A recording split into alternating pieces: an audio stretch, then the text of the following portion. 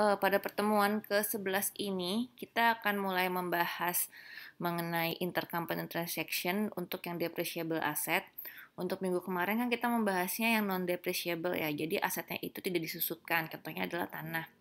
Nah, untuk yang minggu ini kita akan membahas transaksi intercompany transaction, jadi antara parent dan subsidiary mereka melakukan transaksi jual beli aset tapi yang didepresiasikan. Nah, ini konsepnya sama dari yang kemarin-kemarin gitu kan. Kalian harusnya udah tahu ya, udah hatam nih ya. Kalau downstream berarti dari parent ke subsidiary, kalau upstream itu dari subsidiary ke parent ya kan. Ada dua macam intercompany ya kan, dari affiliate ke non affiliate, ada yang stay di situ. Nah, transaksi antar induk dan anak tersebut harus dieliminasi. Nah, bedanya adalah untuk yang depreciable asset, gain or loss yang terjadi karena transaksi tersebut harus ditangguhkan kan? Ya kan? Jadi kan kalau misalnya ada gain or loss dari transaksi tersebut, dari intercompany transaction tersebut, maka kan harus ditangguhkan atau di deferred, ya kan? Nah, gain yang itu kalau untuk yang di depreciable asset secara otomatis itu akan diakui apabila ketika jadi gain tersebut akan otomatis terrealisasi ketika aset yang baru itu nilai aset yang baru dari transaksi tersebut itu didepresiasikan ya. Nanti kita cek ya gimana caranya dia terrealisasinya. Jadi itu kayak diamortisasi gitu, si gainnya itu tuh sedikit demi sedikit akan otomatis terrealisasi dikarenakan pihak yang membeli si aset tersebut kan mendepresiasinya kan kadang dengan harga perolehan yang baru tuh, dengan harga perolehan dari transaksi tersebut.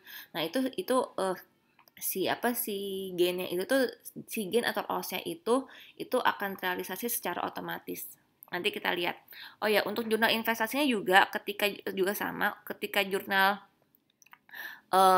mendivert si gain or loss itu ada tambahan jurnal ya kan, yaitu income from subsidiary pada investment nih jurnalnya ya. Kalau misalnya gain, ketika kita mendivert gain, nah ketika si gainnya itu terrealisasi sedikit demi sedikit karena ada depresiasi dengan nilai harga perolehan yang baru gitu, nah kita harus menjurnal ini investment pada income. Nilainya berapa? Nilainya itu adalah sebesar amortisasi dari si gainnya itu, gain yang sedikit demi sedikit tersebut akan terrealisasi.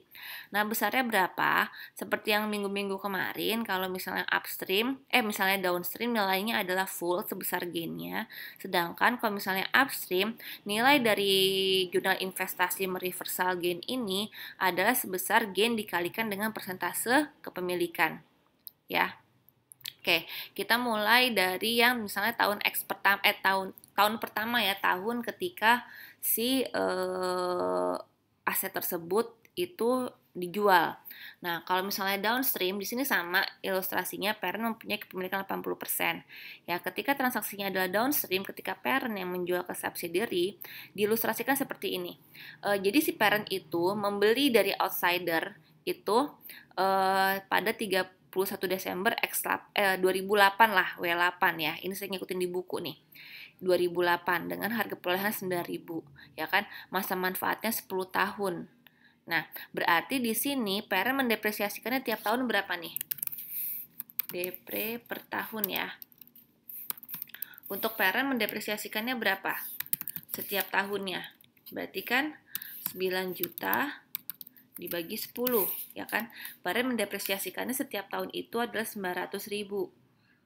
Ya kan, nilainya adalah dari 9 juta dibagi 10. Ya kan? Nah, pada tahun 31 Desember dijual ke afiliasi, ke subsidiary dengan harga 7 juta. Nah, atas transaksi ini, ketika si parent menjual ke subsidiary sebesar 7 juta ini, ternyata ada gain. Nah, cara nyari gainnya gimana? Kan parent beli harga perolehannya 9 juta, ya kan? Pada tahun 31 Desember X1, itu kan sudah berjalan 3 tahun ya, kita hitung ya. Dia belinya 31 Desember 2008, berarti kan sudah depresiasi kan 2009, 2010, 2011 ya kan, X1 nih, berarti sudah 3 tahun. Berarti pada saat transaksi itu sudah ada akumulasi depresiasi sebesar 9 juta dibagi 10. ya kan, 9 juta dibagi 10 tahun dikalikan dengan 3 tahun, yaitu 2.700.000. Nah, nilai bukunya adalah 6.300.000, dijual ke subsidiary dengan harga 7 juta. Maka parent mengakui adanya gain atas penjualan equipment tersebut sebesar 700.000. Nah, karena si subsidiary membelinya dengan harga 7 juta, ya kan? Nah, kan nilai manfaatnya sisanya berapa? 10 tahun, udah dipakai 3 tahun, berarti sisanya 7 tahun. Maka nanti di sisi subsidiary itu akan mengakui adanya depresiasi tiap tahun sebesar 7 juta dibagi 7 sama dengan 1 juta. Nah, di sini kita lihat gitu kan ya, ternyata ada kelebihan pencatatan depresiasi nih sebesar 100.000 ya kan, dimana harusnya 900.000, tapi karena adanya transaksi ini maka depresiasi expense-nya kelebihan 100.000. Nah, ini nggak usah kita pikirin dulu, ini akan kita pikirkannya di tahun X2. Nah, sekarang kita lihat dulu tahun X1-nya nih, tanggal 31 Desember X1 ketika equipment tersebut terjual, dan di sini tidak ada depresiasi, tidak kita perhitungan depresiasi. Kenapa? Karena kan 31 Desember X1, maka pada tanggal itu juga belum ada depresiasi ya, kecuali transaksinya ini adalah 31 Desember X2 misalnya. Nah, berarti ketika kita menjurnal elimasi tahun X2-nya, ya kan, itu sudah ada jurnal depresiasi. Tapi kalau untuk yang ini itu belum ada perhitungan depresiasinya untuk dengan nilai harga perolehan yang baru dari transaksi tersebut. Nah, sekarang kita lihat ketika 31 Desember X1 ya kan, parent mengakui equipment-nya sudah keluar ya kan, akumulasinya otomatis sudah keluar, dan parent mengakui adanya gain sebesar 700.000. Nah, di sisi subsidiary yang membeli equipment tersebut diakui adalah equipment-nya sebesar 7 juta. Belum ada akumulasi karena 31 Desember X1. Jadi memang belum jalan gitu kan ya waktunya. Jadi belum ada akumulasi depresiasi. Kalau di total equipment-nya 7 juta ya kan, kalau di total di laporan konsolidasi nih ya, kalau belum kita eliminasi nanti akan muncul nih di equipment sebesar 7 juta dan gain sebesar 700.000. Harusnya gimana gitu kan ya. Ingat, mereka itu merupakan satu kesatuan. Jadi harusnya transaksi ini nggak boleh ada, nggak boleh kita akuin, nggak boleh kita eliminasi. Nggak boleh ada, jadi harus kita eliminasi karena mereka merupakan satu kesatuan, mereka merupakan satu perusahaan ya kan kalau dikonsolidasi. Jadi harusnya yang muncul di konsolidasi itu yang mana? Dengan equipment harga yang lama kan 9 juta, dan harusnya muncul adanya akumulasi depresiasi sebesar 22.700.000 ya kan. Ingat, maka saya bilang lagi mereka satu perusahaan. Jadi transaksi tersebut nih, transaksi intercompany ini harusnya nih nggak ada nih transaksi ini gitu. Jadi seakan-akan tidak ada transaksi tersebut, maka yang harus kita akuin adalah equipment dengan harga yang lama dengan nilai akumulasi depresiasi harga yang lama ya kan, dan tidak boleh adanya gain ya karena mereka satu perusahaan. Jadi nggak boleh ada yang namanya transaksi tersebut gitu. Maka kan harus kita eliminasi nih ya kan, gainnya yang tadinya kita akuin ya kan, yang muncul karena si parent ngakuin harus kita nolin, maka gain tadinya sebelah kredit kita eliminasi menjadi sebelah debit sebesar 700.000. Nah, equipmentnya yang muncul di konsolidasi harus nilainya 9 juta nih, nilai equipment yang lama ya kan, dengan harga yang lama. Tapi kan diakuinnya kan 7 juta nih sama si subsidiary karena dia kan memang membelinya harganya 7 juta ya kan. Maka harus kita eliminasi, harus kita tambah nilainya. Yang 7 juta harus menjadi 9 juta. Kita tambah equipment sebelah dia sebesar 7 juta. Lalu akumulasi depresiasi yang sama parent udah dibuang ya kan karena sudah dijual ke subsidiary, sedangkan sebenarnya di laporan konsolidasi itu harus tetap muncul karena mereka merupakan satu perusahaan. Ya, jadi harus muncul karena equipment lamanya pun belum muncul ya kan. Yang tadinya nggak muncul kita munculin akumulasi depresiasinya sebelah kredit ya kan. Karena saldo normal akumulasi depresiasi adalah sebelah kredit sebesar 2.700.000 ya. Ini adalah jurnal eliminasi tahun pertama. Nah, untuk upstream apabila subsidiary menjual ke parent itu sama ya untuk tahun X1-nya. Tahun pertamanya tidak ada perbedaan dan ilustrasinya pun sama, logikanya pun sama. Nah, berbeda ketika tahun X2. Nah, ketika tahun X2 ya kan, ketika tahun X2 31 Desember X2 itu kan si equipment yang baru ini equipment dengan harga yang baru, bukan equipmentnya nggak baru ya, equipmentnya lama. Equipment dengan harga yang baru karena adanya transaksi tersebut, itu kan sudah didepresiasikan oleh subsidiary, ya kan? Nilainya adalah 1 juta nih depresiasinya. Dari mana 1 juta? 7 juta dibagi 7 juta dibagi 7. 7 dari mana? 10 tahun sudah dipakai 3 tahun, maka sisanya adalah 7 tahun. Maka kalau dari laporan keuangan, parent udah tidak mengakui adanya apa-apa lagi dong, ya kan? Karena bagi si parent si equipmentnya itu sudah terjual ke subsidiary, maka dia tidak mengakui adanya apa-apa lagi. Sedangkan dari sisi si subsidiary, ya kan, muncullah equipment ya kan dari penjualan yang tahun kemarin, ya kan. Lalu di sini sudah ada akumulasi sama depresiasi karena dia kan mendepresiasikan equipment tersebut kan sebesar 1 juta nih, 7 juta dibagi 7 tahun. Nah, maka muncullah nanti nih kalau belum dieliminasi nilainya adalah 7 juta equipment, akumulasi 1 juta, depresiasi 1 juta. Seharusnya seperti apa gitu di laporan konsolidasi. Balik lagi saya bilang, mereka merupakan satu perusahaan. Jadi transaksi ini nih, transaksi yang intercompany yang parent menjual dengan harga 7 juta ini harusnya tidak ada, harus kita eliminasi. Maka muncullah nilai yang baru lagi, maka muncullah nilai yang lama di laporan konsolidasi, yaitu dengan equipment dengan harga 9 juta, akumulasi yang sudah berjalan selama 4 tahun, ya kan, kalau tadi kan baru 3 tahun, sekarang kan akumulasinya sudah berjalan sebesar 4 tahun kan nih, dan depresiasinya sebesar 900.000, ya, dengan harga akumulasi dengan harga depresiasi yang, dengan nilai depresiasi yang sama. Maka harus kita eliminasi. Nah, gimana eliminasinya? Nah, pertama-tama adalah kita harus mengeliminasi depresiasinya tersebut. Karena depresiasi yang diakui oleh subsidiary itu kelebihan. Harusnya depresiasi nilainya cuma 900.000, tapi karena subsidiary mengakui adanya depresiasi sebesar 1 juta, maka kan jurnal depresiasi pada akumulasi depresiasi yang subsidiary kan kelebihan nih. Maka kita balik dulu nih, akumulasi pada depresiasi sebesar 100.000. Ini gunanya adalah untuk mengeliminasi kelebihan dari pencatatan depresiasi yang dilakukan oleh subsidiary, ya, nilai yang ini. Nah, lalu kita menjurnal, kita mau memunculkan nilai equipment sama akumulasi depresiasinya. Karena kan di sini kan masih pakai nilai yang baru semua nih ya. Kita munculkan yang nilai yang lamanya gitu loh. Nah, equipmentnya kan 2 juta ya, dari 9 juta jadi 2 juta. Nah, akumulasi depresiasinya ini 2.700.000. Kenapa, Bu? Kok 2.700.000? Sedangkan di tabel itu adalah 2.600.000. Nah, di sini 2.700.000 kenapa? Karena kalau kita ngisi di sini adalah 2.600.000, di sini udah ada yang sebelah debitnya 100. Berarti ini kan kalau misalnya kita tambah berapa? Kalau misalnya di sininya 2.600.000. Jadinya 2.500.000 kan kurang nyatet si depresiasinya. Maka nih misalnya di sini kita nulisnya 2.600.000. Sedangkan ada eliminasi di atas itu 100.000. Maka kan ini kurang ini jadinya kan 2.500.000 kan, sedangkan harusnya adalah 2.600.000 yang kita tambahkan nilainya.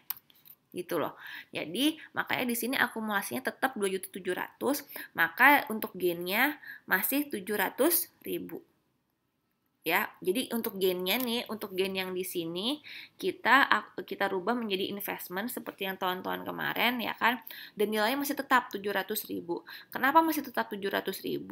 Karena kalau misalnya dia di sininya 600 ya kan, ini kan 2.700.000 yang tadi saya bilang. Kalau misalnya di sini kita 2.600.000, kita kurangin 100.000, jadi kan 2.500.000 tidak sesuai dengan tabel. Gitu. Makanya di sininya harus 2.700.000.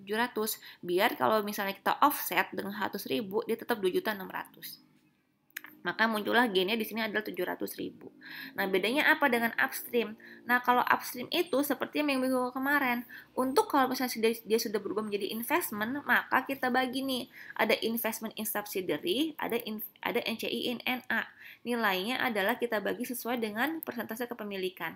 Investment in subsidiary-nya adalah 560.000, yaitu dari 700.000 dikali 0,8. 700.000 dikali dengan 0,8, berarti kalau yang ini 700.000 dikali dengan 0,2. Oke, ya, untuk tahun X2. Ya, ini untuk tahun X2. Nah, untuk tahun X3-nya gimana? Udah berjalan lagi dong nih, ya kan? Si subsidiary-nya sudah mengakui adanya akumulasi depresiasi sebesar 2 juta, yaitu dari 7 juta dibagi 7 dikali 2, karena sudah berjalan 2 tahun, dan jadi 2 juta. Depreciation expense-nya 1 juta, karena dia tiap tahun mengakui ada depresiasi sebesar 1 juta. Ya kan? Seharusnya gimana? Seharusnya adalah nilai equipment-nya adalah 9 juta memakai nilai equipment yang lama, ya kan? Dan di sini 4.500.000, dari mana 4.500.000, Bu? Dari 900.000 dibagi 10 dikali dengan 5 tahun. Karena sebetulnya equipment-nya sudah berjalan selama 5 tahun. Di sini 3 tahun ketika terjual, ditambah setahun tahun X2 dan ditambah setahun dengan tahun X3. Jadinya dikali 5, ya kan? Maka harus kita eliminasi, ya kan? Di sini pertama-tama seperti yang tadi kita mengeliminasi dulu kelebihan pencatatan depresiasi oleh pihak subsidiary, ya kan, yang harusnya cuma 900.000, ya kan, dicatatnya 1 juta nih karena dia mengakuinya sebesar harga dia beli, ya kan. Kita balik dulu akumulasi depre pada depreciation expense sebesar 100.000, lalu kita memunculkan nilai equipment-nya dan akumulasinya, ya kan.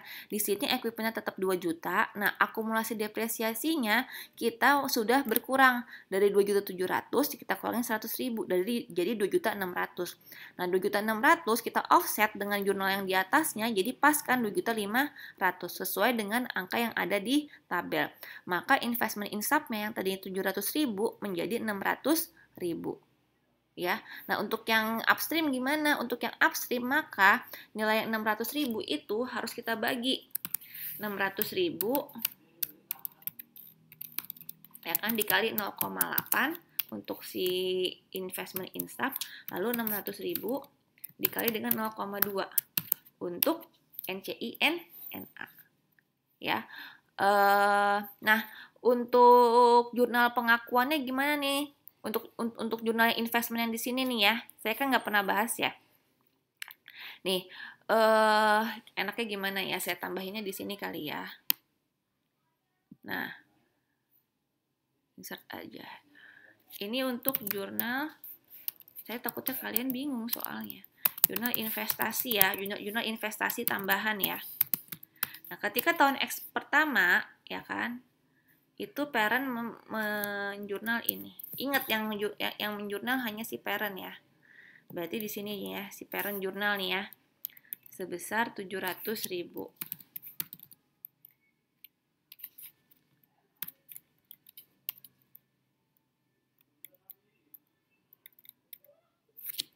Ya. Di sini juga si parent ya yang bikin ya. Nah, tapi jurnalnya berapa nih?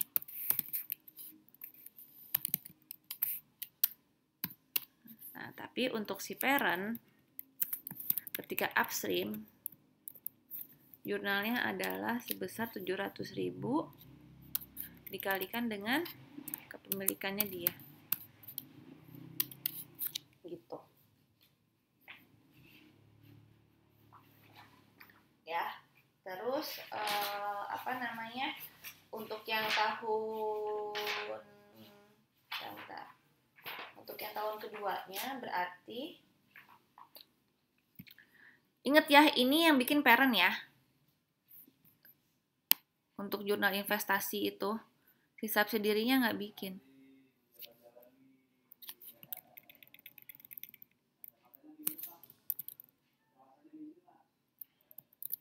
Nah, di sini udah kita balik income from subs pada investment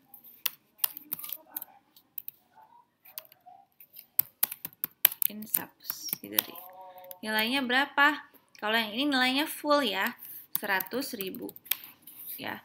Sedangkan kalau yang ini untuk yang upstream itu adalah sebesar persentase kepemilikan. Oke. Ya. Nah, untuk tahun X3-nya gimana? Untuk tahun X3-nya tetap sama, kayak begini, dari tahun ke tahun. Si parent, ingat ya, jurnal investasi yang bikin adalah si parent. Ini saya copy aja. Saya taruh di sini. Oke, ya, seperti ini. Berarti ini saya tambahin juga di sini.